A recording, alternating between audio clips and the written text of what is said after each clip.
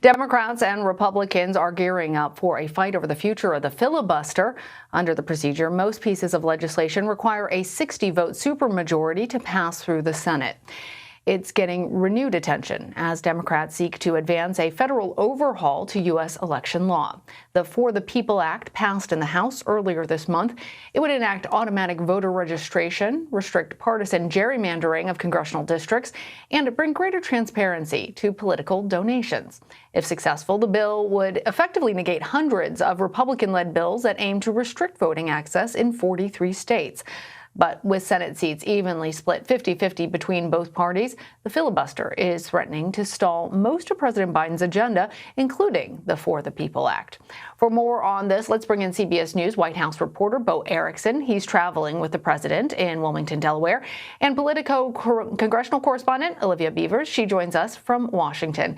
Hey, great to see both of you guys. Olivia, a growing number of Democrats are coming out in support of changing the Senate rules. Can they get this done, and what or who are the potential roadblocks? Well, there is this kind of growing pressure that we're seeing both in the House and the Senate. The decision is up to the Senate Democrats. But because of senators like Senator Joe Manchin, Senator Kyrsten Sinema, and even some other names that you're not hearing as much, but who've also expressed hesitancy about changing the rules of the Senate, they are standing in the way of passing or gutting the Senate filibuster, the legislative filibuster. So without Manchin being on board, without Sinema on board, they're not going to be able to get rid of this rule, which gives it a 60-vote threshold. So that is the major roadblock. And it also means that Manchin, who has voiced, opposition to this voting legislation that Democrats have passed, that's another hurdle that they also have to pass, is getting Manchin on board. So it's twofold with passing this legislation. And Bo, President Biden was asked about this during his first formal news conference on Thursday. Here's what he had to say. Let's figure out how we can get this done and move in the direction of significantly changing the abuse of even the filibuster rule first. It's been abused from the time it came into being by an extreme way in the last 20 years. Let's deal with the abuse first. So here's some criticisms, but the president stopped short of saying that he actually supports abolishing the rule. Bo, how does the president's view on this issue appear to be shifting, and why? So the president and the White House have been very clear that their number one priority right now is dealing with the COVID-19 pandemic. But as you know, there's a lot of attention about this filibuster to potentially affect how they will pass their future legislative priorities as well. And from covering President Biden on his campaign and now in the White House, I know one thing to be certain, and that there's always a lot of public record on what he has to say about certain topics, the filibuster definitely included. So I did some digging, and in 2005, when he was a senator, he said the very reason of the filibuster is when one party controls all the levers of government, and so that one man or woman can stand on and resist the passions of the moment. But his opinion started to change in 2010 when he was vice president and the Obama administration was trying to pass the Affordable Care Act. Then at that time, he said the Constitution was stood on its head, requiring the 60-vote threshold. But the real shift really became for Biden last year when he was running for president. In February 2020, when he was still competing against other Democrats to be the Democratic nominee, he said definitively that he does not support ending the filibuster. But that started to change last summer when he became the Democratic nominee, and he said it's actually more conditional based on how Republicans decide what legislation to block or not. And of course, this is through the lens of how Democrats see them blocking this legislation. So that brings us to this past week, when on Thursday he agreed with the sentiment during his first press conference from President Barack Obama, saying that the filibuster is a relic of the Jim Crow era, which is, of course, very strong language to use. But on Friday, as the president arrived here in Wilmington, Delaware, he admitted to reporters that he knows that the votes are not quite there yet to pass any filibuster reform. So it appears like this may be on ice just for at least a little bit. Yeah, President Biden certainly not alone in shifting feelings about the filibuster. Olivia, how has the voting legislation that passed in Georgia just earlier this week added to the pressure that Democrats are under on this issue?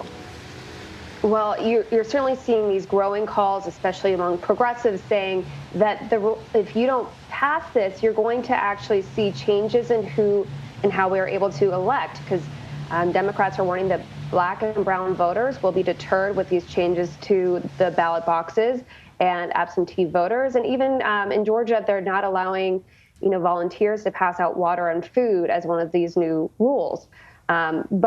So it's definitely amping up pressure. You have some people in the Senate, like Senator Tim Kaine, saying, when you talk about the pressure, we're not really listening to that noise. It's being decided within our caucus.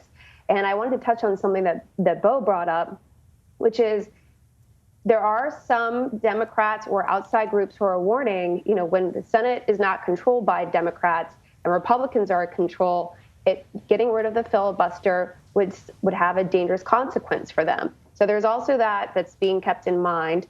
But right now with the Georgia election, that is certainly something that is really changing how some Democrats are thinking in terms of the filibuster.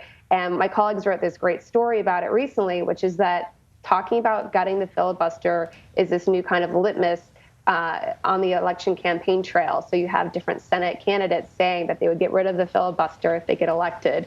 And so that's just something that we're hearing more and more. Interesting how those litmus tests change. Let's shift gears a little bit and talk about the migrant surge at the southern border. But President Biden has signaled support for increasing expulsions of Central American migrant families to Mexico under a public health order that was enacted by the former Trump administration. Is that what's happening? Well, not exactly when you look at the data when we look at families migrating into the United States. But it is good to just be aware that, of course, this is a very complicated issue for the administration to tackle. When we talk about single migrants, single adult migrants to be specifically, those are the migrants that are being expelled by the Biden administration as they come across the border because of that public health issue. But you specifically asked about migrant families. And the president on Thursday during his first press conference said that they are expelling a vast majority of migrant families. But according to Border Patrol data obtained by CBS News, on Thursday, the day of the press conference, 86% of the families remained in the United States that came into the United States.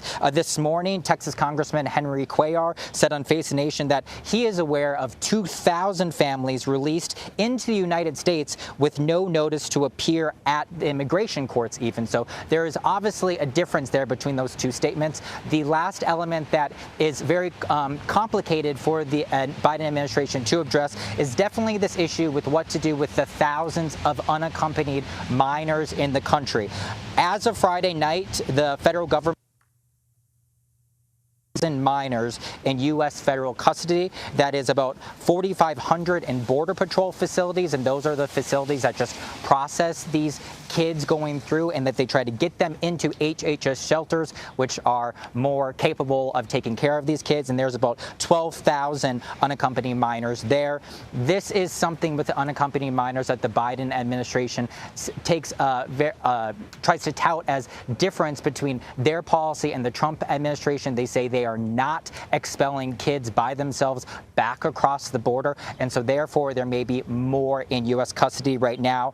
Jen Psaki this morning on Fox News said that the administration has opened up 7,000 additional beds in HHS facilities to care for these unaccompanied minors in the United States now. Olivia, I want to bring you into this conversation because it has become this huge political football, and groups of lawmakers from both sides of the aisle have visited the border recently, where they left with very different impressions of what's going on, who's responsible, and the appropriate steps to really fix the situation. What are the two different takeaways, and has either side proposed a legislative solution to really address this crisis? Well, as you said, it's becoming this big political football. You had a group of Republican senators going down to the border on Friday. You had Senator Ted Cruz, Texas senator, taking videos and saying, this is a huge consequence of Biden changing Donald Trump's approach to curbing migrants coming into the U.S.